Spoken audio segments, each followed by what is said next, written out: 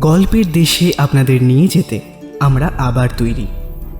বিচিত্র এই দেশ রোমাঞ্চ এবং রহস্যে ভরা। সাহিত্যের এক বিপুল সম্ভার নিয়ে আমাদের বিশেষ প্রয়াস, দ্য ওয়ান্ডার ইন বুকশেলফ।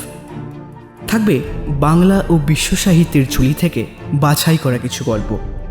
আর আজকের গল্প জি.কে. চেস্টারটনের লেখা ফাদার ব্রাউন সিরিজের প্রথম গল্প, দ্য ব্লু ক্রস ওরফে নীল ক্রুশ রহস্য। গল্পটির বাংলা অনুবাদ করেছেন অভ্রনীল চৌধুরী। আজকের এই গল্পেই প্রথম আত্মপ্রকাশ হয়েছিল ফাদার ব্রাউনের। গল্পের বিভিন্ন চরিত্রে শুভ, সোমেশ্বর, সাংখ্য, অর্ক, শিব, অভ্র এবং রাজেশ্বরী। গল্পের আর্টওয়ার্কে রূপ, শব্দ ও আবহ সঙ্গীতে শিব, সমগ্র পরিচালনায় সমৃদ্ধি ও শুভ। আজকের গল্পটি শুনে ভালো লাগলে লাইক ও শেয়ার করবেন এবং অবশ্যই আমাদের চ্যানেল দ্য ওয়ান্ডার ইন বুকশেলফকে সাবস্ক্রাইব করবেন। শুরু হচ্ছে আজকের গল্প, নীল ক্রুশ রহস্য।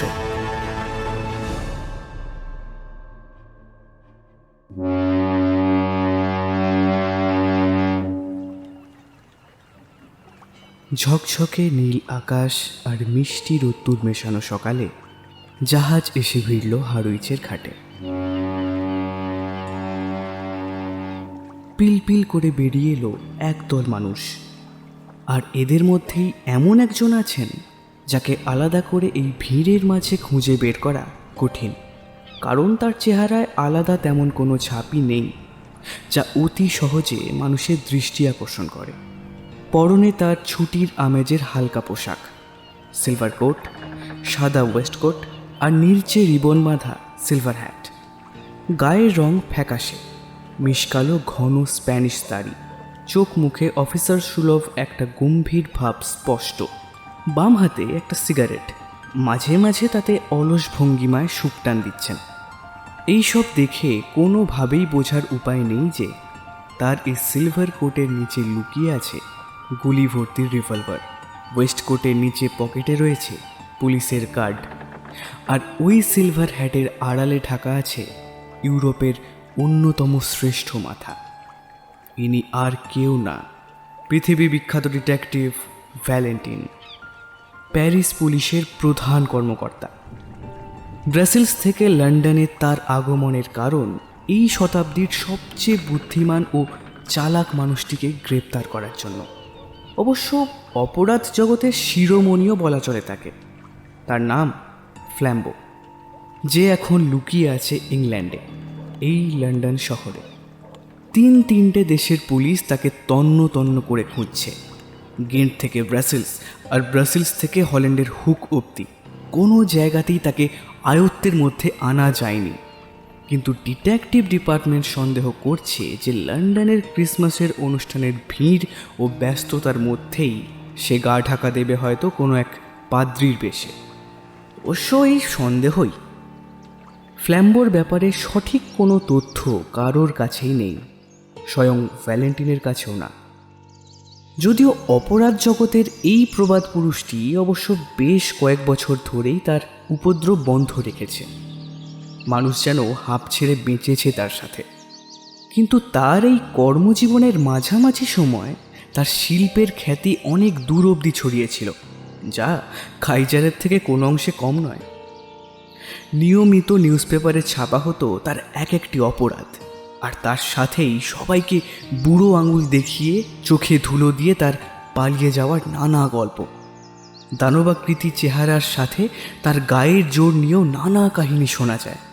একবার এক হাকিমকে নাকি উল্টো করে ঝুলিয়ে রেখেছিল মাথার উপরে তার মগজ পরিষ্কার করবে বলে।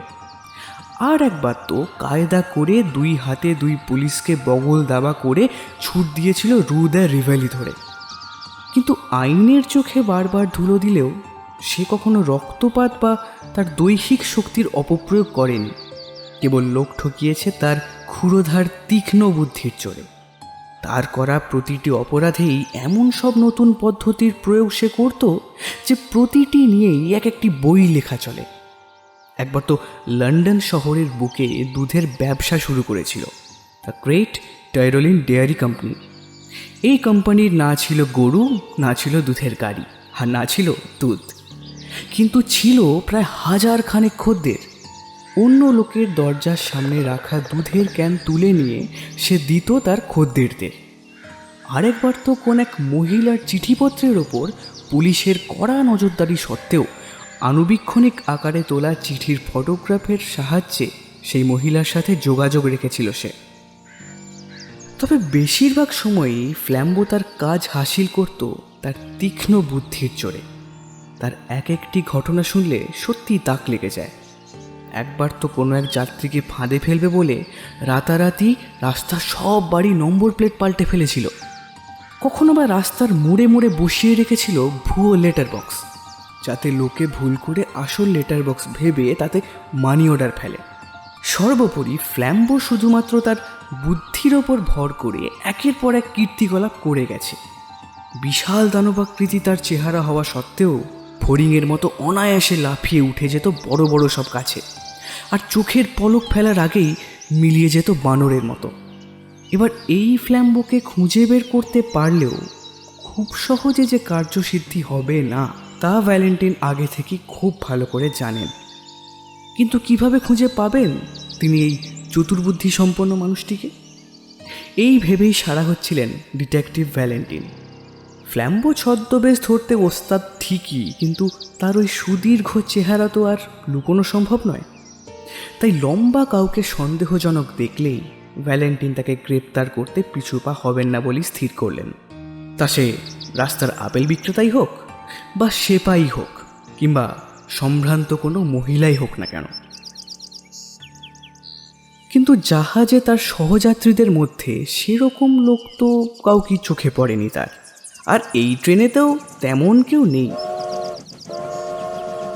হারউইচের এই ট্রেনে তার সঙ্গী মাত্র হাতে গোনা জোনা 6 লোক, সাথে বলতে ওই একটি আকারে ছোটো মতো রেল কর্মচারী যিনি চলেছেন টার্মিনাসের দিকে, আর জোনা 6 বেশ ছোট চেহারা সবজি বিক্রেতা যারা আর 2টো স্টেশন পরেই নামবে। আর আছেন একটি অত্যন্ত খর্বকায় বিধবা মহিলা যিনি চলেছেন এক্সেসের কোনো শহরের দিকে, এবং সব শেষে আরও একটি ছোট আকারের ক্যাথলিক পাদ্রী যার গন্তব্য এক্সেসের কোনো এক গ্রাম। মুখে যেন সর্বদা হাসি লেগে রয়েছে এই পাদ্রীর। আকৃতি প্রকৃতি পূবের সমভূমির লোকেদের মতো, ময়দার মতো গোলগাল মুখ, দু চোখে যেন উত্তরের সমুদ্রের শূন্যতা মিশে আছে, আর সঙ্গে গোটা কতক ব্রাউন পেপারে মোড়া পার্সেল যা মাঝে মধ্যেই ছড়িয়ে পড়ছে। কিছুতেই সেগুলোকে ঠিক করে রাখতে পারছে না সে। ক্রিসমাসের জন্যই হয়তো এই পাদ্রী বেরিয়ে পড়েছে তাদের নিরাপদ আশ্রয় ছেড়ে। ভ্যালেন্টিন গোড়া ফরাসি নাস্তিক, পাদ্রীদের প্রতি তার মনে কোনো সম্মান বা ভক্তি নেই বললেই চলে। কিন্তু এই ছোটো মতো সরল মানুষটির হাবভাব এমনই যে তাকে দেখে মনে কিছুটা করুণার হৃদয় হয়। তার হাতের পুরনো জীর্ণ ছাতাটা বারবার মাটিতে লুটোচ্ছে, তার রিটার্ন টিকিটটা সোজা ও উল্টো দিকটা বারবার গুলিয়ে ফেলছে, আর কামড়াশুদ্ধ লোককে অতি সরল মনে বারবার বলে বেড়াচ্ছে যে তার নাকি পকেটে একটা নীলচে পাথর বসানো দামি রূপোর জিনিস আছে। লোকটির এরকম নিরীহ সরল আচরণে মায়ার সাথে কিছুটা কৌতুক অনুভব করলেন ভ্যালেন্টিন।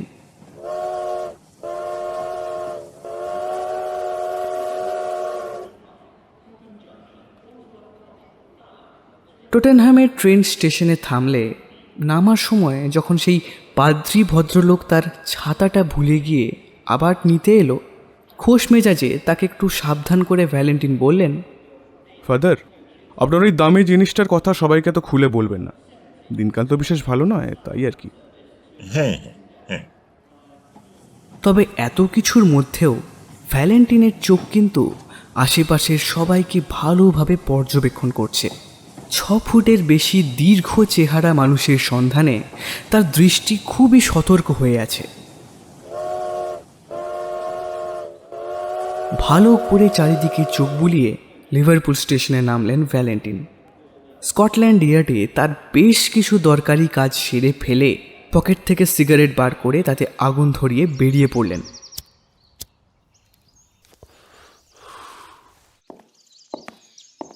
ভিক্টোরিয়া ছাড়িয়ে এদিক সেদিক হাঁটতে হাঁটতে হঠাৎই একটা চৌরাস্তার মোড়ে এসে দাঁড়িয়ে পড়লেন ভ্যালেন্টিন। লন্ডনের এক পুরনো রাস্তা সেটি, লোকজন বেশ কম, অঞ্চলটা জুড়ে নিস্তব্ধ শান্তি বিরাজ করছে। চারপাশে বড় বড় বাড়ি রয়েছে ঠিকই, কিন্তু এই জায়গাটা কেমন যেন জনহীন।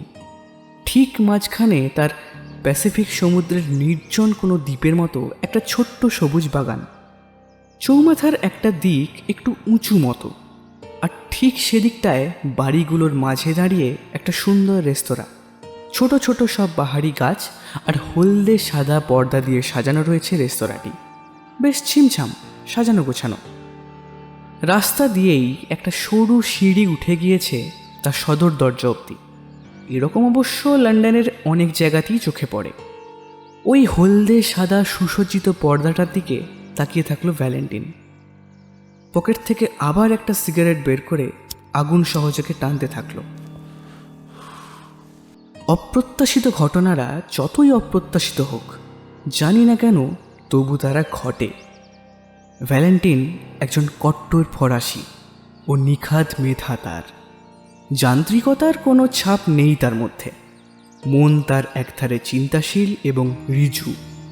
সাধারণ বুদ্ধির জোর আর যুক্তিকে অবলম্বন করেই তিনি একের পর এক অসামান্য সাফল্য পেয়েছেন।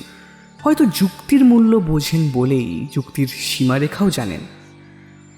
মোটর গাড়ি চলতে গেলে যেমন পেট্রোলের প্রয়োজন হয়, তেমনি যুক্তির সোপান দাঁড় করাতে ভিত্তিরও প্রয়োজন হয়। কিন্তু এই ফ্ল্যাম্বো রহস্য সমাধানে যুক্তি প্রয়োগের কোনো ভিত্তি এখনও অবধি ভ্যালেন্টিনের কাছে নেই। ফ্ল্যাম্বো যেভাবেই হোক না কেন, হারুইচে তার নজর এড়িয়েছে। কী ছদ্মবেশে যে সে লুকিয়ে আছে তা আন্দাজ করা বেশ মুশকিল। এবার এরকম পরিস্থিতির জন্য ভ্যালেন্টিনের কাছে আছে অন্য উপায়। যুক্তি যেখানে অচল, সেখানে তিনি একটু অন্য পথে পা বাড়ান।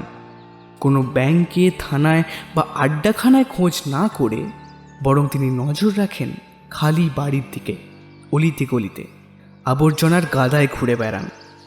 দিনের পর দিন তার নজর থাকে এই সব অদ্ভুত জায়গায়।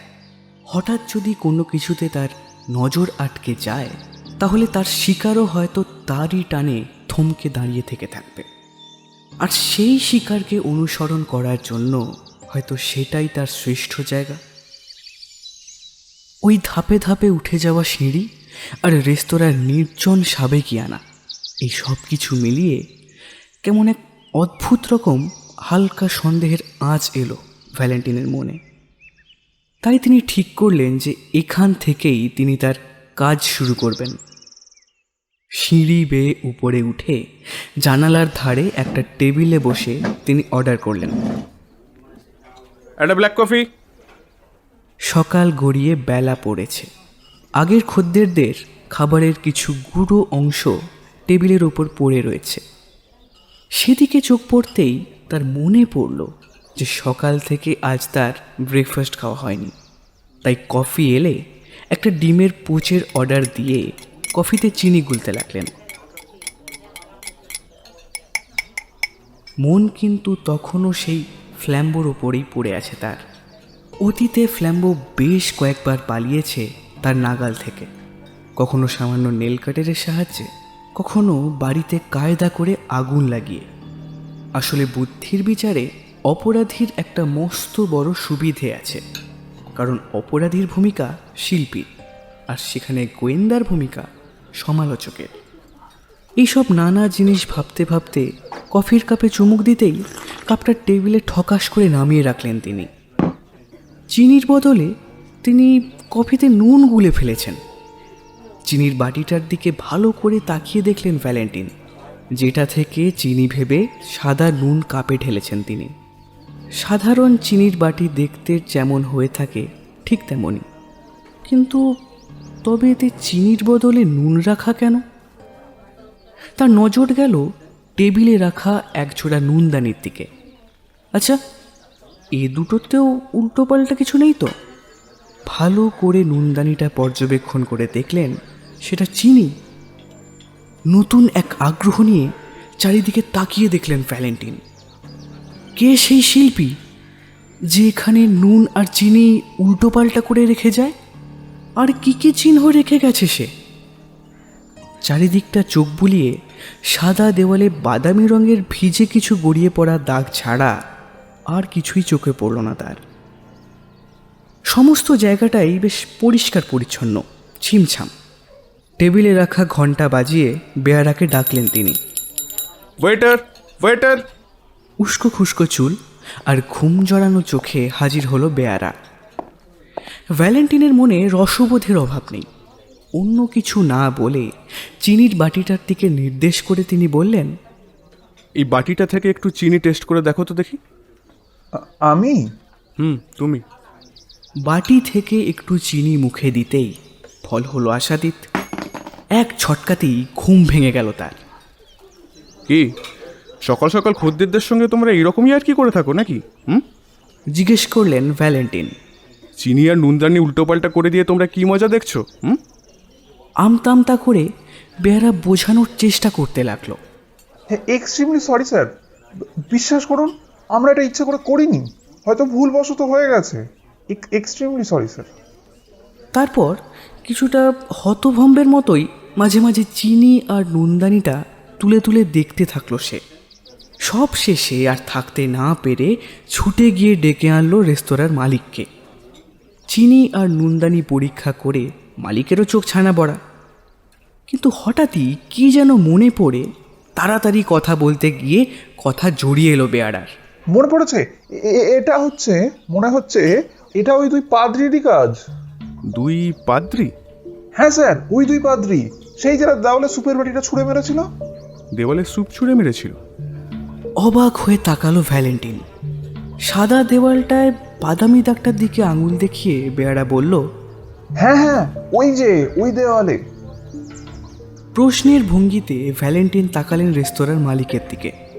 সমস্ত গল্পটা শোনা গেল তারই মুখে। হ্যাঁ স্যার, কথাটা সত্যি। অবশ্য এর সঙ্গে নুন আর চিনির ব্যাপারটার কোনো সম্পর্ক আছে কিনা তা জানি না।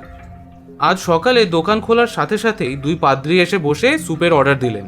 নিরীহ ভদ্রলোকের মতো চেহারা দুজনেরই।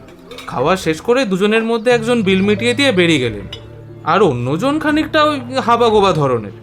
নিজের সব ছড়ানো জিনিসপত্র গুছিয়ে নিয়ে বেরোতেই তার আরও মিনিট খানেক সময় বেশি লাগলো। আর বেরোনোর ঠিক আগে স্যুপের বাটিতে পড়ে থাকা বাকি স্যুপটা দেওয়ালে ছুঁড়ে মেরে দিয়ে বেরিয়ে গেল সে। আমরা তখন দুজনে পেছনের ঘরে। আওয়াজ শুনে ছুটে বেরিয়ে এসে দেখি দেওয়াল দিয়ে তখন স্যুপ গড়াচ্ছে। আমার অবশ্য ক্ষতি বড় একটা কিছু হয়নি, কিন্তু সাহসটা বুঝুন একবারে। রাস্তায় ছুটে গিয়ে দুজনকে ধরতে গেলাম, কিন্তু তখন তারা অনেক দূর অবধি চলে গেছে। শুধু দেখতে পেলাম তারা মোড় ঘুরে ওই কার্স্টেয়ার স্ট্রিটের দিকে চলে গেল। টুপি মাথায় দিয়ে ছড়ি হাতে লাফিয়ে উঠলেন ডিটেকটিভ ভ্যালেন্টিন। অসাধারণ। অনেক অনেক ধন্যবাদ আপনাদের দুজনকে। অন্ধকারের মধ্যে এই অদ্ভুত অপ্রত্যাশিত ঘটনাটা যেন আশার আলোর মতোই মনে হলো তার। এই দিকেই আপাতত দৌড়াবেন তিনি এখন। বিল মিটিয়ে ঝড়ের বেগে দরজা দিয়ে ছুটে বেরিয়ে গেলেন তিনি। মোড় ঘুরে অন্য রাস্তাটার দিকে ছুটতে শুরু করলেন। এই চরম উত্তেজনার মুহূর্তেও ভ্যালেন্টিনের চোখ কিন্তু সজাগ হয়ে আছে। তাই একটা দোকানের সামনে দিয়ে ছুটে যাবার সময় হঠাৎ কি একটা চোখে পড়াতে আবার পিছনে হেঁটে ফিরে এলেন। ফল আর শাকসবজির একটা দোকান। দোকানের সামনে গাদা করে রাখা ফল আর সবজি, তাদের গায়ে নাম আর দামের টিকিট লাগানো। এদের মধ্যে দুটো জায়গায় কমলালেবু আর বাদামের স্তূপ করে রাখা। বাদামের স্তূপটির ওপর এক টুকরো কার্ডবোর্ড চোখে পড়ল ভ্যালেন্টিনের। তাতে নীল খড়ি দিয়ে লেখা ট্যাঞ্জেরিন কমলালেবু 1 পেনি জোড়া। আর অন্যদিকে কমলালেবুর গাদাটার উপর কার্ডবোর্ডে লেখা ব্রাজিলের বাদাম 4 শিলিংয়ে পাউন্ড। এ ধরনের অদ্ভুত জিনিস খানিক আগেই দেখে এসেছেন ভ্যালেন্টিন, তাই দোকানিকে ডেকে দেখালেন তার ত্রুটিযুক্ত বিজ্ঞাপনটি। দোকানওয়ালাকে দেখে মনে হলো সে তখন বেশ গরম মেজাজেই রাস্তার সামনে পিছনে তাকাচ্ছে। মুখখানা কেমন লাল হয়ে আছে তার। ভ্যালেন্টিনের কথায় মুখে কোনো উত্তর না দিয়ে শুধু কার্ড দুটোকে পাল্টে সঠিক জায়গায় বসিয়ে দিল সে। ভ্যালেন্টিন বেশ কায়দা করে তার ছড়িতে ভর দিয়ে খুঁটিয়ে খুঁটিয়ে দেখতে লাগলেন দোকানখানা। তারপর খানিকক্ষণ বাদে বললেন, আমার এই অহেতুক কৌতূহলের জন্য মাপ চেয়ে নিচ্ছি আপনার কাছে, কিন্তু আপনাকে একটা প্রশ্ন করতে পারি কি? উত্তরে সেই দোকানি রাগে লাল চোখে তাকালো ভ্যালেন্টিনের দিকে, কিন্তু ভ্যালেন্টিন কোনো কিছুর তোয়াক্কা না করেই বেশ খোশ মেজাজেই ছড়ি দোলাতে দোলাতে বললেন, আচ্ছা, আপনার এই দোকানে দামের টিকিটগুলো পাল্টে যাওয়ার রহস্যটা কি বলতে পারেন? আর ওর পিছনে কি এমন কোনো ঘটনা আছে যার মূলে আছে দুই পাদ্রী? রাগে দু চোখ যেন আরও লাল হয়ে উঠল দোকানির। মনে হলো এবার বুঝি সে রাগে ঝাঁপিয়েই পড়বে ভ্যালেন্টিনের ওপর। একরকম তোতলাতে তোতলাতে বলল, দেখুন, তাদের সঙ্গে আপনার কি সম্বন্ধ আছে জানি না, কিন্তু আপনি যদি তাদের বন্ধু বান্ধব কেউ হন তাহলে তাদের বলে দেবেন যে ফের যদি তারা আমার দোকানের আপেল উল্টে দেয় তাহলে আমি তাদের মেরে শেষ করে দেবো, তা তারা পাদ্রী হোক আর যাই হোক। বেশ বেশ। আপনার আপেল উল্টে দিয়েছিল নাকি তারা? শান্ত সুরেই বললেন ভ্যালেন্টিন। হ্যাঁ, ওই দুজনের একজন আমার সব আপেল রাস্তাময় ছড়িয়ে দিয়ে গেছে। নেহাত আমায় আপেলগুলো কুড়োতে হলো, না হলে ধরতাম ব্যাটাকে। তা কোন দিকে গেলেন সেই পাদ্রী মশাইরা? প্রশ্ন করলেন ভ্যালেন্টিন। তৎক্ষণাৎ উত্তর দিল দোকানিও। ওই বাঁদিকে দ্বিতীয় রাস্তাটা ধরে তারপর চৌমাথাটা পার হয়ে গেছে। মুহূর্তের মধ্যেই সেখান থেকে প্রস্থান করলেন ভ্যালেন্টিন। চৌমাথার অন্য পাশে একজন পুলিশকে দেখতে পেয়ে ভ্যালেন্টিন জিজ্ঞাসা করলেন, অত্যন্ত জরুরি ব্যাপার ইন্সপেক্টর, দুজন পাদ্রীকে দেখেছেন নাকি এই রাস্তা দিয়ে যেতে? জোরে জোরে হাসতে আরম্ভ করলো পুলিশটি। হ্যাঁ, দেখেছি বই কি স্যার। এই তার মধ্যে একজন তো বোধহয় খানিকটা মাতালও ছিল, রাস্তার মাঝখানে দাঁড়িয়ে এমন হতভম্বের মতো। আচ্ছা, কোন দিকটা দিয়ে গেল তারা? বাধা দিলেন ভ্যালেন্টিন। ওই হ্যামস্টেড যাবার ওই রকম একটা হলদে বাসে চড়ে গেল তারা। ভ্যালেন্টিন নিজের কার্ডখানা তাকে দেখিয়ে ছটপট বললেন, আপনার দুজন লোককে বলুন আমার সঙ্গে ওদের পিছনে ধাওয়া করতে হবে, কুইক কুইক। ভ্যালেন্টিন রাস্তা পার হয়ে গেলেন এবং তার উৎসাহ দেখে ঢিলাঢালা পুলিশটিও তৎপর হয়ে উঠল তার নির্দেশ পালনে। মিনিট খানেকের মধ্যেই ফরাসি গোয়েন্দার সঙ্গে যোগ দিল আরও একজন ইন্সপেক্টর এবং একজন সাদা পোশাকের পুলিশ। বেশ বড় দরের মানুষের মতো হেসে প্রথমজন বলল, হ্যাঁ স্যার, এবার বলুন আমরা কি... ওই বাসটায় চড়ে সব কথা বলবো আপনাদের, এখন চলুন। তারপরেই সাথে সাথে গাড়ি ঘোড়া বাঁচিয়ে দৌড় লাগালেন যানজটের মধ্যে দিয়ে। তিনজন হাঁপাতে হাঁপাতে বাসে উঠে উপরের একখানা সিটে বসলেন। ইন্সপেক্টরটি তখন ভ্যালেন্টিনকে উদ্দেশ্য করে বললেন, ট্যাক্সিতে করে গেলে এর 4 গুণ তাড়াতাড়ি যাওয়া যেত। শান্ত কণ্ঠে বললেন ভ্যালেন্টিন। আপনার কথা একদম ঠিক ইন্সপেক্টর, যদি না আমরা আগে থেকে জানতাম যে আমাদের কোথায় যেতে হবে। অবাক দৃষ্টিতে তাকিয়ে অন্যজন প্রশ্ন করল, কিন্তু তাহলে আমরা যাচ্ছি কোথায়? ভুরু কুঁচকে খানিকক্ষণ সিগারেট টানলেন ভ্যালেন্টিন। তারপর সেটা মুখ থেকে সরিয়ে বললেন, অপরাধী কি করবে তা যদি আগে থেকে জানা থাকে তবে সেক্ষেত্রে তার সামনে যাওয়া যায়, কিন্তু সে কি করতে চলেছে তা যদি আন্দাজ করতে হয় তাহলে চলতে হয় তার পিছন পিছন। সে পথ হারালে আমাদেরও পথ হারাতে হয়, সে থামলে আমাদেরও থামতে হয়, চলতে হয় তারই মতন ধীরে ধীরে।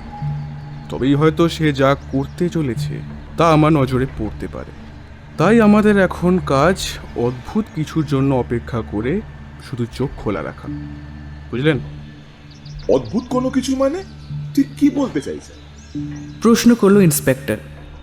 তা সে যে কোনো রকম অদ্ভুত ব্যাপার। আর কিছু বললেন না ভ্যালেন্টিন। উত্তর দিকে রাস্তা ধরে ধীরে ধীরে এগিয়ে চলল হলদে রঙের বাস। জানলা দিয়ে খুঁটিয়ে খুঁটিয়ে দেখতে লাগলেন প্রতিটা জিনিস, কিন্তু মুখে কিছুই বললেন না। বাকিরা তার এই কাজের ব্যাপারে ধীরে ধীরে উৎসাহ হারিয়ে ফেলতে লাগলো। কিছুই বুঝতে পারল না তারা কি হচ্ছে বা কি হতে চলেছে। তাছাড়া দুপুরের খাবারের সময়ও অনেকক্ষণ পার হয়ে যাওয়াতে তারা বড় ক্ষুধার্তও ছিল। উত্তর লন্ডনের রাস্তা ধরে এগিয়ে চলেছে বাস। মাঝে মধ্যেই বাড়ির সংখ্যা যখন কমে আসছে মনে হচ্ছে এই বুঝি লন্ডনের সীমানা এসে গিয়েছে, কিন্তু তারপরেই আবার হঠাৎ করে আবির্ভাব হচ্ছে ঝলমলে রাস্তা আর জমকালো সব হোটেলের। মনে হলো তারা বুঝি পার হয়ে এলেন প্রায় 13খানা আলাদা আলাদা শহর। ধীরে ধীরে শীতের সন্ধ্যা ঘনিয়ে আসছে চারপাশে, কিন্তু তবু ভ্যালেন্টিনের দুচোখ সজাগ হয়ে রয়েছে। নীরবে নজর করতে থাকছেন রাস্তার দুপাশ।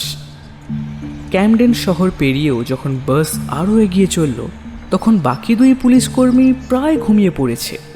হঠাৎ করেই ভ্যালেন্টিন বাস ড্রাইভারকে চেঁচিয়ে থামতে বললেন। এখানে দাঁড়ান, এখানে দাঁড়ান, এখানে এখানে বাসটা এখানে থামান থামান। আর সেই শব্দেই চমকে উঠে দুজনের ঘুম ভেঙে গেল। কিছু না বুঝেই হুড়মুড়িয়ে নেমে এলো সিঁড়ি দিয়ে ভ্যালেন্টিনের পিছন পিছন। উত্তরের আশায় চারদিকে চাইতে তাদের নজরে পড়ল ভ্যালেন্টিন রাস্তার বাঁ পাশে একটা জানালার দিকে আঙুল দিয়ে নির্দেশ করে হালকা হাসি মুখে দাঁড়িয়ে আছে। যেন অদ্ভুত কিছু একটা চোখে পড়েছে তার। একখানা বড় জমকালো হোটেলের সামনেকার জানালা। হোটেলের যে অংশটি খাওয়া দাওয়ার জায়গা, সেখানটাতেই রয়েছে সেই বিশাল জানালাটি, আর তার ঠিক ওপরে লেখা রেস্তোরাঁ। হোটেলের সামনের দিকে সবকটি জানালাই নকশা করা ঝাপসা কাঁচ দিয়ে তৈরি। তবে এই জানলাটির মাঝখানের খানিকটা অংশ ভাঙা, যেন বরফে আঁকা তারার মতো। হাতের ছড়ি নাচাতে নাচাতে ভ্যালেন্টিন বললেন, যাক, অবশেষে সূত্র পাওয়া গেছে। এই ভাঙা জানলা। ভাঙা জানালা? কি সূত্র? প্রশ্ন করল একজন। এটার সঙ্গে পাদ্রী দুজনের কোনো সম্পর্ক আছে, তা প্রমাণ কি?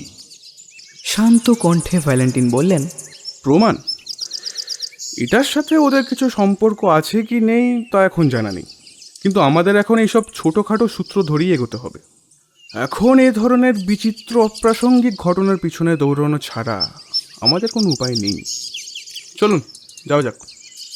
দুই পুলিশ কর্মীকে নিয়ে ভ্যালেন্টিন দরজা ঠেলে রেস্তোরাঁয় ঢুকে পড়লেন। তিনজনে সেই ভাঙা জানলাটার পাশে একটা ছোট টেবিলে খেতে বসে পড়লেন। সেই ভাঙা কাঁচখানা যদিও ভিতর থেকে দেখেও বোঝা গেল না কিছুই। খাওয়া শেষ করে বিলের পয়সা মেটাতে গিয়ে ভ্যালেন্টিন বেয়ারাকে ডেকে বললেন, আচ্ছা, আপনাদের এই জানলার কাঁচটা ভেঙে গেছে দেখছি। হ্যাঁ স্যার। উত্তর দিল বেয়ারা। সে তখন ঝুঁকে পড়ে পয়সা গুনতে ব্যস্ত। এদিকে ভ্যালেন্টিন তখন বিলের সাথে জুড়ে দিয়েছেন মোটা অঙ্কের বকশিস। তারপর বললেন, তা কিভাবে হলো? সোজা হয়ে দাঁড়ালো বেয়ারা। চেহারায় এক হালকা উত্তেজনার ছাপ তার। বলল, ভীষণ অদ্ভুত ব্যাপার স্যার। কৌতূহলের স্বরে ভ্যালেন্টিন বললেন, তাই নাকি? আচ্ছা, তো ব্যাপারটা কি হয়েছিল একটু বলুন তো। এই অঞ্চলে আজকাল যেসব বিদেশি পাদ্রীরা ঘুরে বেড়াচ্ছে, তাদেরই মধ্যে কালো পোশাকে দুজন এসেছিল। তারা সস্তা দামের লাঞ্চ খেলো। ওদের একজন দাম মিটিয়ে দিয়ে বেরিয়ে গেল, আর অন্যজন তখন সবে বেরোচ্ছে। এদিকে আমি হিসাব করতে গিয়ে দেখি প্রায় 3 গুণ বেশি পয়সা দিয়ে ফেলেছে। প্রথম ব্যক্তি, মানে যে লোকটা দরজা দিয়ে বেরিয়ে গেছে প্রায়, আমি তাকে ডেকে বললাম, ফাদার, আপনি অনেক বেশি পয়সা দিয়েছেন। সে কিন্তু বেশ নিরুত্তাপ গলায় বলল, ও তাই নাকি? আমি তাকে তখন বিলখানা দেখাতে গিয়ে রীতিমতো ঝটকা খেলাম। কীরকম? স্যার, আমি নিশ্চিত বলতে পারি আমি বিলে 4 সিলিং লিখেছিলাম, তবে তখন দেখি বিলে লেখা রয়েছে 14 সিলিং। আচ্ছা, তারপর কি হলো? প্রশ্ন করলেন ভ্যালেন্টিন। তার শরীর নিষ্কম্প হলেও তার দুই চোখ তখন চলচল করছে। এরপর একটা অদ্ভুত ব্যাপার ঘটলো। দরজার কাছে দাঁড়ানো পাদ্রীটা তখন বলল, তোমার হিসেব উল্টো পাল্টা করে দেওয়ার জন্য দুঃখিত, তবে এতে তোমার জানলার দাম কিন্তু উঠে যাবে। আমি বিস্ময়ে জিজ্ঞেস করলাম, জানলা? কোন জানলা? সে আমাকে আরো অবাক করে দিয়ে বলল, যে জানলাখানা আমি এবার ভাঙবো, বলে ছাতা দিয়ে এই জানলাটা ভেঙে দিল। এই শুনে অবাক হলো তিনজনই। ইন্সপেক্টরটি বলল, স্যার, আমরা কি গারদ ভাঙা কোনো পাগলকে ধাওয়া করছি নাকি? বেয়ারা কিন্তু থামল না। সে বলে চলল তার সেই বিচিত্র কাহিনী। কয়েক মুহূর্তের জন্যে আমি একেবারে হতবাক হয়ে পড়েছিলাম। এদিকে পাদ্রীটি ততক্ষণে হনহনিয়ে বেরিয়ে গিয়ে রাস্তার কোণে দাঁড়ানো তার সঙ্গীর সাথে যোগ দিল। তারপর বুল স্ট্রিট ধরে দুজনে এত তাড়াতাড়ি হেঁটে গেল যে আমি তাদের আর ধরতে পারলাম না। বুল স্ট্রিট? বেশ বেশ, ওকে, অনেক ধন্যবাদ। বলে ভ্যালেন্টিন এবার দৌড় দিলেন রাস্তা ধরে। তাদের যাত্রাপথের রাস্তা অনেকটা সুড়ঙ্গের মতো ইট বাঁধানো। সে রাস্তায় আলো খুব বেশি নেই, আর আশেপাশের বাড়ির জানালা আরও কম। মনে হয় যেন রাস্তার দুপাশেই কেবল বাড়ির শূন্য পশ্চাৎভাগ। ক্রমশ সন্ধ্যা ঘনিয়ে আসছে, আর চারপাশটা কেমন যেন গন্ডগোল হয়ে যাচ্ছে খোদ লন্ডনের পুলিশ কর্মীদেরও। যদিও ইন্সপেক্টর মোটামুটি নিশ্চিত যে এই রাস্তা ধরে তারা শেষ অবধি হ্যামস্টেডের মাঠে গিয়ে পৌঁছাবেন। হঠাৎই সেই নীল সন্ধ্যালোকে তাদের চোখে পড়ল গ্যাসের আলোয় উজ্জ্বল লণ্ঠনের মতো উঁচু একখানা জানলা, ছোট্ট একখানা ঝলমলে মিষ্টির দোকান। এক মুহূর্ত ইতস্তত করে শেষমেশ ভিতরে ঢুকে পড়লেন তিনি। রং বেরঙের মিষ্টির মাঝখানে গম্ভীরভাবে দাঁড়ালেন, তারপর বাছাই করে কিনে ফেললেন 13খানা চকলেট সিগার। তিনি হয়তো সূত্রপাত করার একটা সুযোগ খুঁজছিলেন, কিন্তু তার আর দরকার হলো না। দোকানের এক কোণে দাঁড়ানো কৃষ্ণাঙ্গী প্রৌঢ় মহিলাটি এতক্ষণ এক কৌতূহলী দৃষ্টি নিয়ে তাদের লক্ষ্য করছিলেন, কিন্তু নীল উর্দি পরা ইন্সপেক্টরদের চোখে পড়তেই এগিয়ে এসে বললেন, ও আপনারা বুঝি ওই পার্সেল নিতে এসেছেন? কিন্তু আমি তো সেটা ইতিমধ্যেই পাঠিয়ে দিয়েছি। পার্সেল? কিছুটা অবাক হয়ে প্রশ্ন করলেন ভ্যালেন্টিন। প্রৌঢ়া এবার বললেন, হ্যাঁ, মানে যে পার্সেলখানে ওই পাদ্রী ভদ্রলোক ফেলে গেছিলেন। অধীর আগ্রহে সামনের দিকে ঝুঁকে পড়ে ভ্যালেন্টিন বললেন, আচ্ছা, দয়া করে একটু খুলে বলুন তো দেখি কি হয়েছিল। এবার সংশয়ের ছোঁয়া লাগলো মহিলাটির কণ্ঠস্বরে। এই তো আধ ঘন্টা আগে দুজন পাদ্রী এসে পিপারমিন্ট কিনলেন, তারপর খানিক গল্পগাছা করে মাঠের দিকে চলে গেলেন। কিন্তু এক মুহূর্ত বাদেই ওদের একজন দৌড়ে ফেরত এসে বললেন যে উনি নাকি কোনো একটা পার্সেল ফেলে গেছেন। আমি তখন সব জায়গায় খুঁজলাম, কিন্তু কিছুই পেলাম না। তিনি তখন আমাকে একটা ঠিকানা আর 1 শিলিং দিয়ে বললেন যে পরে যদি কখনো খুঁজে পাই তো ওই ঠিকানায় যেন পাঠিয়ে দিই। এই বলে তিনি চলে গেলেন। কিছুক্ষণ পর আমি দেখি সত্যিই উনি একটা ব্রাউন পেপারে মোড়া পার্সেল ফেলে গেছেন। সেটা আমি আবার পোস্ট অফিসে গিয়ে দিয়ে এসেছি। ঠিকানাটা যদিও ঠিক অবশ্য মনে নেই, তবে ওই ওয়েস্টমিনিস্টারের কোথাও একটা হবে। তা বা আমি ভাবলাম জিনিসটা হয়তো খুব দরকারি, তাই হয়তো এখন পুলিশ এসেছে। হ্যাঁ, তাই এসেছে। সংক্ষেপে বললেন ভ্যালেন্টিন, তারপর আবেগের উপর নিয়ন্ত্রণ রেখে বললেন, আচ্ছা, এই হ্যামস্টেডের মাঠ এখান থেকে কত দূর? বেশি না, 15 মিনিট। এই দিকে সোজা হেঁটে গেলেই ওই খোলা জায়গাটায় গিয়ে পড়বেন। বেশ, অনেক ধন্যবাদ ম্যাডাম। বলে তৎক্ষণাৎ এক লাফে দোকান থেকে বেরিয়ে দৌড় দিলেন ভ্যালেন্টিন। অনিচ্ছা সত্ত্বেও তার পিছনে হনহনিয়ে হাঁটতে লাগলো বাকি 2 পুলিশ কর্মী। রাস্তাটি এমনই সরু আর আবছা অন্ধকারে ঢাকা যে হঠাৎই যখন তারা খোলা মাঠে বিশাল আকাশের নিচে এসে পড়লেন, আশ্চর্য হয়ে দেখলেন সন্ধ্যার পরিষ্কার আকাশে তখন চাঁদ সবে উঠেছে একটু একটু করে। মাঝ আকাশের কোণে জ্বলছে 2-1টি তারা। দিনের শেষ আলোটুকু সোনালি ফিতের মতো ছড়িয়ে আছে মাঠের শেষ প্রান্তে। আর মাঠের মাঝখানের উপত্যকাটি জুড়ে বেড়াতে আসা লোকজনেরা তখনও সবাই ফেরত যায়নি। মাঝে মধ্যে চোখে পড়ল বেঞ্চিতে নিবিড়ভাবে বসা 2-1টি দম্পতি। কানে আসে দোলনায় বসা বালিকার আনন্দের উচ্চরব। আকাশের ঐশ্বরিক সৌন্দর্য ক্রমশ সরে গিয়ে ধীরে ধীরে অন্ধকারে ডুবে যাচ্ছে এই জগৎ। তবু উঁচু ঢালু জমিতে দাঁড়িয়ে ভ্যালেন্টিন যেন দেখতে পেলেন কিছু। দূরের ছায়ামূর্তির মতো মানুষের দলগুলি ছড়িয়ে যাচ্ছে এদিক থেকে সেদিকে। কেবল পাদ্রীর পোশাক পরা 2টি মানুষ একই সঙ্গে একই দিকে হাঁটছে। দূর থেকে তাদের ডিও পিঁপড়ের মতো দেখতে লাগলেও ভ্যালেন্টিন লক্ষ্য করলেন যে তাদের মধ্যে একজন বেশ লম্বা আর অন্যজন আকারে কিছুটা ছোট। কিছুটা ঝুঁকে চলছে সেই ছোট পাদ্রীটি। দেহভঙ্গিতে তার আর তেমন কোনো বৈশিষ্ট্য নেই, কিন্তু প্রথম ব্যক্তিটি প্রায় 6 ফুটের ওপর লম্বা। দাঁতে দাঁত চেপে অধৈর্যভাবে ছড়ি ঘোরাতে ঘোরাতে ভ্যালেন্টিন এগিয়ে গেলেন সামনের দিকে। খানিক বাদে যখন তাদের মধ্যেকার দূরত্ব আরও কিছুটা কমে এলো, কাছ থেকে যখন মোটামুটি বেশ ভালো দেখা গেল তাদের, বিস্ময়ের সঙ্গে তিনি আরও একটা ব্যাপার লক্ষ্য করলেন, যার সম্ভাবনা একটু হলেও নাড়া দিচ্ছিল তার মনের কোণে। লম্বা পাদ্রীটি যেই হন না কেন, এই খর্বকায় পাদ্রিটির সম্বন্ধে সন্দেহের কোনো অবকাশ নেই। ইনি সেই এক্সেসের বেটে খাটো পাদ্রিটি, যার সঙ্গে তার আগেই দেখা হয়েছিল সেই হারউইচের ট্রেনে, যাকে তিনি সাবধানও করেছিলেন তার ব্রাউন পেপারের পার্সেলগুলো সম্বন্ধে। এ পর্যন্ত যুক্তির একটা কাঠামো দাঁড় করানো গেল ভালোভাবেই। সকালবেলাতেই ভ্যালেন্টিন জানতে পেরেছিলেন যে ফাদার ব্রাউন নামক এক্সেসের এক পাদ্রী নীলা বসানো রূপোর একটা প্রাচীন ক্রুজ সাথে নিয়ে রওনা দিয়েছেন সম্মেলনের অন্য বিদেশি পাদ্রীদের দেখানোর জন্য।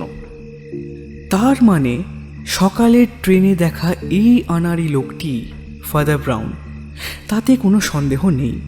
আর তিনি ট্রেনে যে নীল পাথর বসানো রূপোর জিনিসটার কথা বারবার বলছিলেন, নিঃসন্দেহে সেটাই তাহলে সেই ক্রুশ। অবশ্য ভ্যালেন্টিন যা জানতে পেরেছেন সেই খবর যে ফ্ল্যাম্বো পেয়েছে, তাতে আশ্চর্য হবার কিছুই নেই, কারণ ফ্ল্যাম্বোর কাজই হলো সব কিছুর খবর রাখা। নীলা পাথর বসানো একটা রূপোর ক্রুশের খবর ফ্ল্যাম্বোর কানে গেলে সে যে সেটা চুরি করার চেষ্টা করবে, তাতেও আশ্চর্য হবার কিছু নেই। তার পক্ষে এই কাজ অত্যন্ত স্বাভাবিক। ছাতা আর পার্সেল সমেত হাবাগোবা এই পাদ্রীকে যে ফ্ল্যাম্বো বোকা বানিয়ে ওই নীল ক্রুশ হাতিয়ে নেবে, তাতে আর বিশেষ কি? লোকটির যেটুকু পরিচয় এখন অবধি পাওয়া গেছে, তাতে কোনো সন্দেহই নেই যে তাকে যে কেউ মাথায় হাত বুলিয়ে অনায়াসে উত্তর মেরু পর্যন্ত নিয়ে যেতে পারে। আর ফ্ল্যাম্বো যে আর একজন পাদ্রী সেজে তাকে হ্যামস্টেডের মাঠ অবধি নিয়ে আসবে, তাতে এমন আশ্চর্য কি? এ পর্যন্ত অপরাধের প্রণালীটি বোঝা যাচ্ছে স্পষ্টভাবেই। অসহায় পাদ্রীটির কথা ভেবে ভ্যালেন্টিনের মনে দয়া হলেও এমন একটি নিরীহ মানুষকে জালে ফেলার জন্য ফ্ল্যাম্বোর ওপর খানিকটা রাগও হচ্ছিল তার। কিন্তু এখন অবধি যেসব ঘটনাগুলো ভ্যালেন্টিনকে তার লক্ষ্য অবধি পৌঁছে দিয়েছে, তাদের কথা যতই তিনি ভাবতে লাগলেন, ততই যেন গুলিয়ে যেতে লাগলো তার বুদ্ধি সত্যি। সেই সব বিচিত্র ঘটনার কোনো কারণ খুঁজে পেলেন না তিনি অনেক ভেবেও। এক্সেসের একটি পাদ্রীর থেকে নীলা বসানো রূপোর ক্রুশ চুরি করার সাথে দেওয়ালে সুপ ছোড়ার সম্পর্ক কোথায়? বা সেই বাদামের সঙ্গে কমলা লেবু উল্টোপাল্টা করে দেওয়ার, কিংবা প্রথমে পয়সা দিয়ে তারপরে কাঁচের জানলা ভাঙার সম্পর্কই বা কোথায়? শিকারের পিছু নিয়ে শেষ পর্যায়ে এসে পৌঁছে গেছেন তিনি, কিন্তু মাঝখানটা তার কাছে ঘোলাটে হয়ে আছে। এর আগে যতবারই ভ্যালেন্টিন অকৃতকার্য হয়েছেন, তখন সূত্রের মানে বের করতে পারলেও অপরাধী পালিয়েছে হাত ফসকে।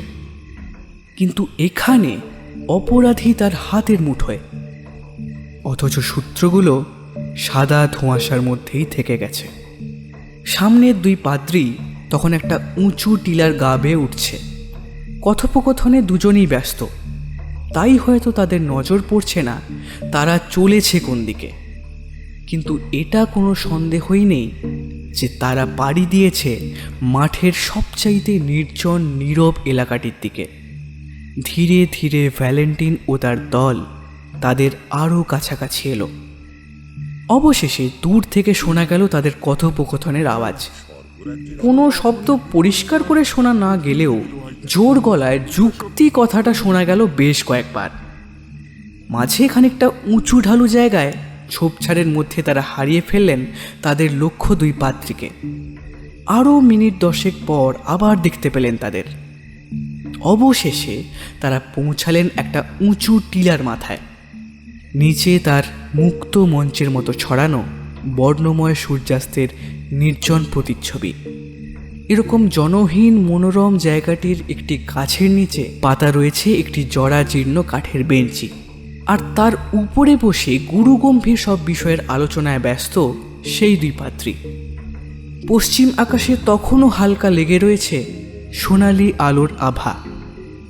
ধীরে ধীরে আরও একটি দুটি করে তারা দেখা যাচ্ছে আকাশে। আরও গাঢ় নীলচে হচ্ছে আকাশের রং। নিঃশব্দে তার দুই সহচরকে ইশারা করে ভ্যালেন্টিন চুপি চুপি গিয়ে দাঁড়ালেন সেই বিশাল গাছটার পিছনে।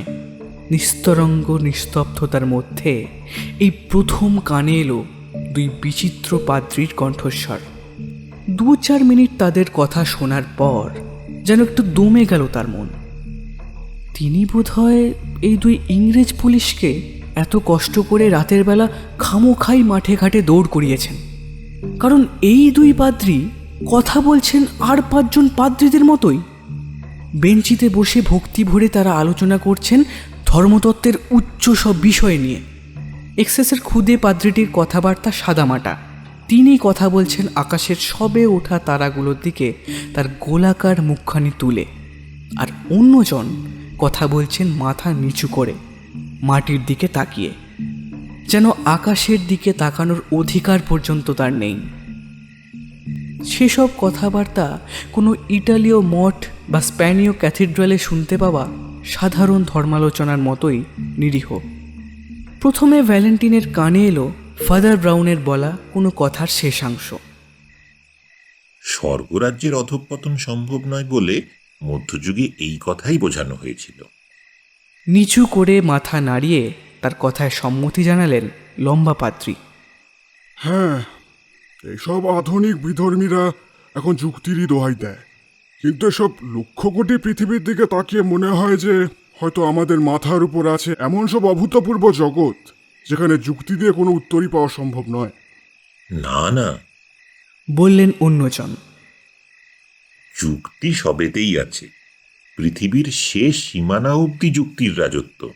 আমি জানি অনেকে চাষকে যুক্তির প্রভাব কমানোর জন্য দায়ী মনে করে, কিন্তু সত্য আসলে ঠিক তার বিপরীত।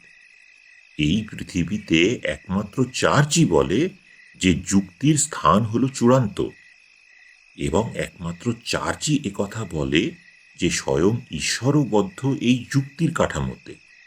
অন্য পাদ্রীটি তার মুখখানা আকাশের দিকে তুলে বললেন, কিন্তু কে জানে এই অনন্ত মহাবিশ্বে।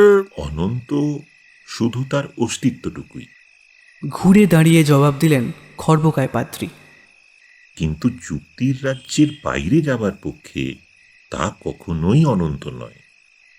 নিজের মনের মধ্যেই রেগে প্রায় নিজের নখ উফড়ে ফেলেন ভ্যালেন্টিন। মনে মনে বোধহয় তিনি শুনতে পাচ্ছিলেন ইংরেজ 2 সহচরদের ব্যঙ্গের হাসি। একটা সম্পূর্ণ অমূলক ধারণার বশবর্তী হয়ে তিনি তাদের এতদূর খামোখা নিয়ে এসেছেন শুধু 2 নিরীহ বুড়ো পাদ্রীর ধর্মালোচনা শোনার জন্য। অধৈর্যের ফলে আর লম্বা পাদ্রীটির উত্তর খেয়াল করলেন না তিনি। আবার যখন কান পাতলেন তখন কথা বলছেন ফাদার ব্রাউন। আমাদের থেকে সবচাইতে দূরের নিঃসঙ্গ তারাটিও ন্যায় এবং যুক্তির বাইরে নয়। তাকান ওই দূরের তারাগুলির দিকে, কেমন হিরে কিংবা উজ্জ্বল নীলার মতো লাগছে না ওদের? কল্পনা করে নিন কোনো উদ্ভট ভূবিজ্ঞানের বা উদ্ভিদ বিজ্ঞানের। ধরে নিন ওগুলো স্ফটিকের গাছের হীরের পাতা। ধরে নিন ওই চাঁদের রং নীল, যেন যেন বিশাল একটা নীলা। এইসব কল্পনাপ্রসূত জ্যোতির্বিজ্ঞানের মানে আর যাই হোক, তাতে ন্যায় বা যুক্তির বিন্দুমাত্র তফাৎ নেই। চন্দ্রমণির মাঠে মুক্তোর পাহাড়ের নিচেও দেখবেন নোটিশ ঝুলছে, কখনো চুরি করিও না। তার জীবনের এই প্রথম বিশাল বোকামি করে নিজ কার্যে ব্যর্থ ভ্যালেন্টিন গুটিসুটি মেরে বসে থাকা অবস্থা থেকে তখন সবে সোজা হয়ে দাঁড়িয়ে চুপিসারে সরে পড়ার মতলব করছেন। কিন্তু সেই লম্বা পাদ্রীটির নিরুত্তর নীরবতায় এমন কিছু ছিল যাতে তিনি ফের কথা না বলা পর্যন্ত দাঁড়িয়ে গেলেন। হাঁটুর ওপর হাত রেখে তেমনই মাথা নিচু করে রেখেই লম্বা পাদ্রী বললেন, থাক, তবু আমি মনে করি যে যুক্তির বাইরে আরো অনেক জগৎ আছে। এই বিশ্বজগতের রহস্য আমাদের বুদ্ধির অগম্য, আর তাই আমি শ্রদ্ধা জানাই মাথা নত করে। মাথা তুললেন না দীর্ঘদেহী পাদ্রী। তার শারীরিক ভঙ্গিতে বা কণ্ঠস্বরেও দেখা গেল না তিলমাত্র কোনো পরিবর্তন। শুধু তিনি যোগ করলেন, তোমার ওই নীলা বসানো ক্রুশখানে এবার আমাকে দিয়ে দেবে নাকি? হ্যাঁ, আমরা ছাড়া এখানে আর কেউ নেই। কণ্ঠস্বর এবং ভঙ্গিমা বিন্দুমাত্র না পাল্টানোর দরুন কেমন যেন হিংস্র লাগলো তার সেই আকস্মিক পরিবর্তন। অথচ সেই মহার্ঘ বস্তুটির রক্ষকটি কিন্তু মাথা ঘোরালেন অতি সামান্যই, বরং আগের মতোই নিরীহ মুখে চেয়ে রইলেন শুধু তারাদের দিকে। হয় তিনি বুঝতে পারেননি, অথবা বুঝতে পেরে ভয়ে সিটিয়ে গেছেন। সেই একই কণ্ঠে একই ভঙ্গিতে দীর্ঘদেহী পাদ্রী বললেন, হ্যাঁ, আমি ফ্ল্যাম্বো। চলো দাও দেখি, কি হলো, পুষ্টা দেবে না নাকি? হ্যাঁ, না। উত্তর দিলেন অন্যজন। অদ্ভুত শোনালো তার গলা। তারপরেই পাদ্রির কপট অভিনয় পরিত্যাগ করলো ফ্ল্যাম্বো। বেঞ্চিতে হেলান দেওয়া নিচু গলায় বেশ খানিকক্ষণ হাসল সে। তারপর জোর গলায় বলল,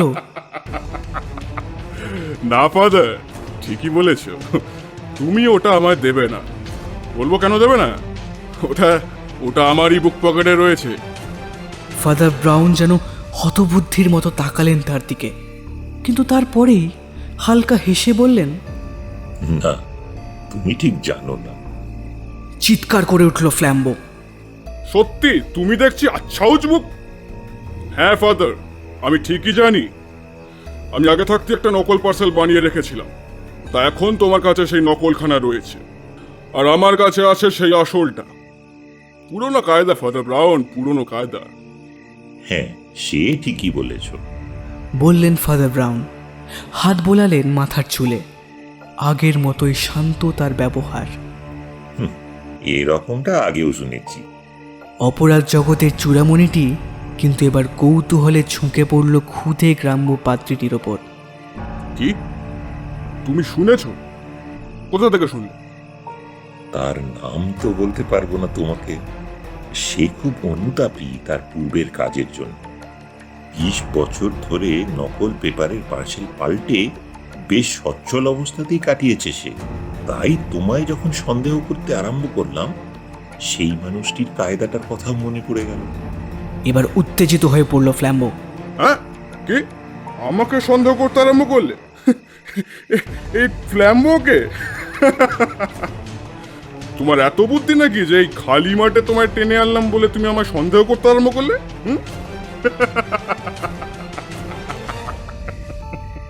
সত্যি ফাদার ব্রাউন, পারো বটে, তুমি পারো বটে। না না, তোমায় যখন প্রথম দেখি তখন থেকেই সন্দেহ করতে আরম্ভ করেছি। হাতের কাঁটার ব্রেসলেটটা যেখানটায় পরো, তোমার জামার হাতাটা সেখানটায় একটু উঁচু হয়েছিল।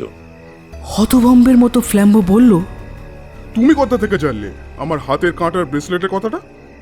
ওই আমার ভক্তদের কাছেই আর কি। ভুরু কপালে তুলে বললেন ফাদার ব্রাউন। আমি যখন হার্টলপুলের পাদ্রী ছিলাম, তখন ওখানে ওই রকম কাঁটার ব্রেসলেট পরা জনা তিনেক ছিল। তোমাকে প্রথম থেকেই সন্দেহ করেছিলাম, তাই ক্রুজটা যাতে ভালোই ভালোই ঠিক জায়গায় পৌঁছে যায় তার ব্যবস্থা করতে হলো। কিছু মনে করো না, কিন্তু তোমার ওপর আমার নজর ছিল বলেই তুমি যখন পার্সেলটা পাল্টালে তখন আমি দেখতে পেলাম। তারপর আমি আবার সেটা পাল্টে দিলাম, তারপর ঠিক প্যাকেটটা রেখে এলাম। রেখে এলে মানে? ফ্ল্যাম্বো আরো হতভম্ব হয়ে জিজ্ঞাসা করল। ফাদার ব্রাউন কিন্তু একই শান্ত কণ্ঠে বললেন, ইয়েস মাই ডিয়ার, আমি করলাম কি, মিষ্টির দোকানে গিয়ে বললাম আমি একটা পার্সেল ফেলে এসেছি।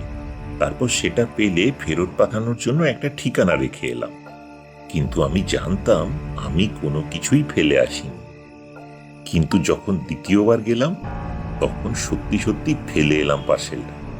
আর ওরাও এখন দামি জিনিসটা নিয়ে আমার পিছনে না দৌড়ে এতক্ষণে ওটা আমার বন্ধুর কাছে ওয়েস্টমিনিস্টারে পাঠিয়ে দিয়েছে। অবশ্য এই কায়দাটাও আমি হার্টলপুলের একজনের কাছে শুনেছি। সে রেল স্টেশনের মহিলাদের হাত ব্যাগ চুরি করে একই কায়দায় পাচার করত। এখন যদিও সে ওই সব কাজ ছেড়ে মঠেই থাকে, তবে আমি আরো অনেক রকম কায়দার কথা জানি।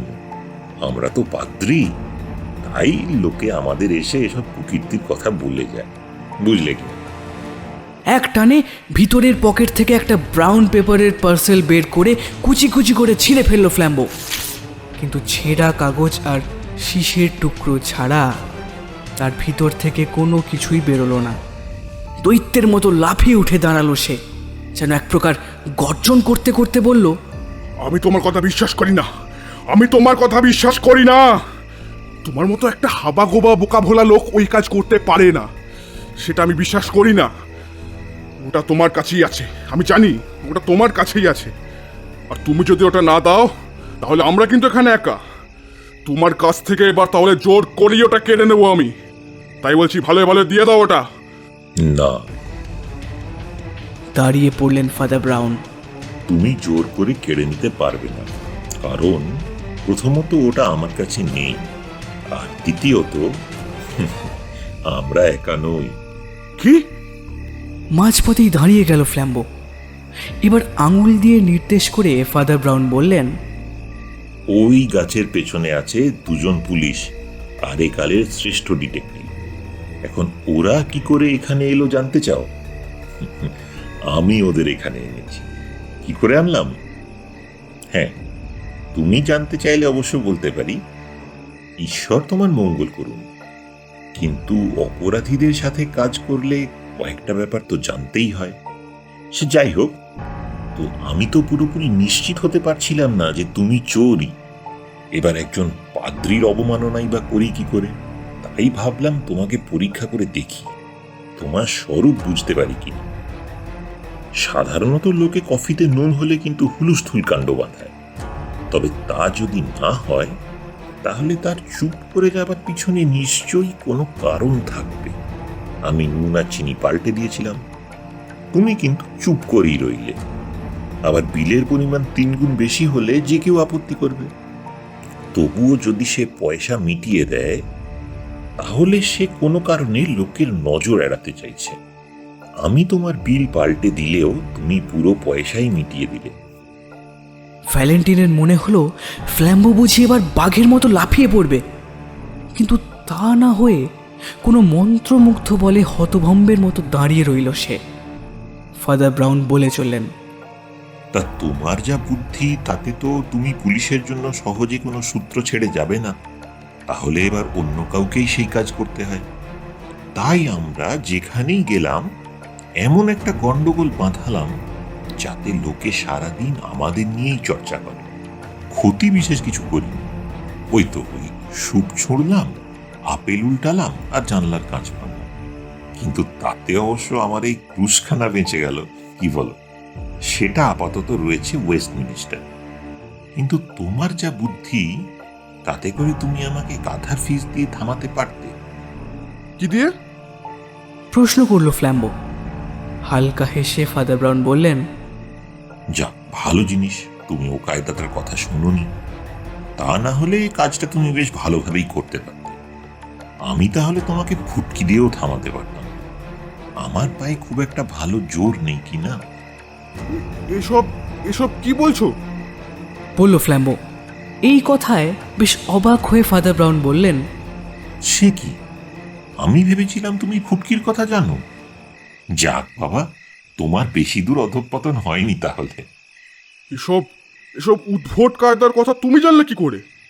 যেন আর্তনাদ করে উঠল ফ্ল্যাম্বো। মৃদু হাসি খেলে গেল ফাদার ব্রাউনের মুখে। ওই বোকা ভোলা হয়ে, তোমার কি কখনো মনে হয়নি যে অন্যের পাপের বৃত্তান্ত শোনাই যার পেশা, মানুষের অপরাধ সম্বন্ধে কিছু তো ধারণা তার থাকেই। তাছাড়া আমার এই পেশার আরেকটা বৈশিষ্ট্যের জন্য বুঝতে পেরেছিলাম যে তুমি পাদ্রী নও। কি কি? প্রায় যেন খাবি খেতে খেতে বলল ফ্ল্যাম্বো। তুমি তো যুক্তিকে সরাসরি আক্রমণ করলে। ও কাজ তো ধর্মতত্ত্ব বিরুদ্ধ।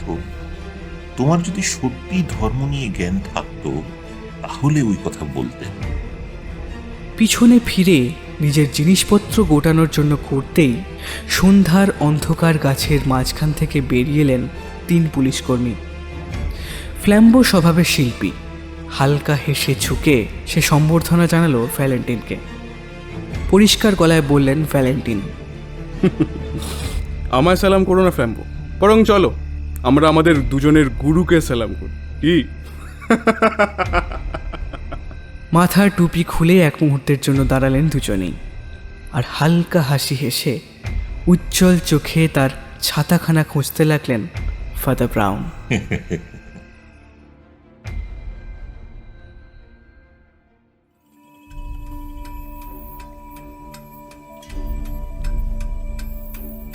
শুনলেন দ্য ওয়ান্ডার ইন বুক শেলফের আজকের নিবেদন, ফাদার ব্রাউন সিরিজের প্রথম গল্প নীল ক্রুশ রহস্য।